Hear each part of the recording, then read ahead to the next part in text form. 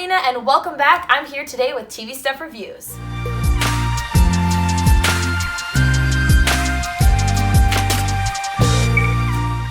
Today I'm going to be reviewing Owl Alert, so let's get into the video.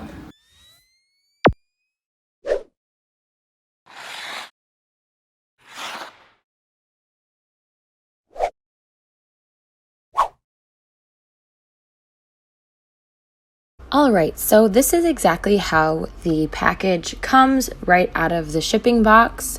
It has a lot of text and a lot of images on it. It's supposed to keep critters away and out of your garden because of the motion detecting lights and a certain kind of sound that it makes. So I'm going to test how the lights work and if I can hear the sound or not.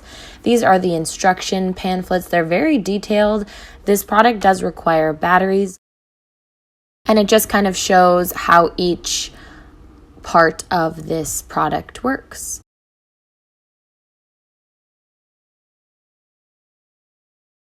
Okay, so here is the product, and this is the ultrasonic sound box on the bottom here, and then the motion detecting lights, the on and off button, and the batteries go in the bottom there. So let's try and test this out. I just turned it on here, and I'm about to mount this, and I'm not really sure how this thing would stay in place. It's very light. I think I would need to use a bungee cord. I don't know. In the comments below, let me know how you would put this object in your garden, and if you actually would put it in your garden. Maybe you'd use a bungee cord or something to hold it to a fence post. I'm not sure. But these are the lights and their motion detectors. So watch now how I try and set this up. It actually took me a lot longer to find the perfect spot because the motion detector lights has a 120-degree radius, so nothing could really be around it. And I edited this footage down so that you didn't see how big of a fail it was. The wind kind of kept knocking it over as well.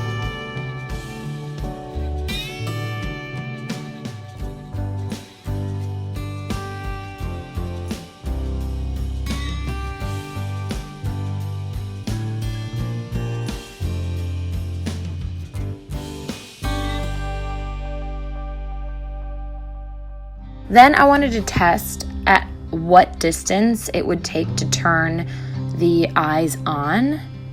And I also wanted to test to see if I could hear the sound out of the ultrasonic speaker that's in the front. And I couldn't hear the sound at all. The only time I can hear the sound is when I turn the device on initially.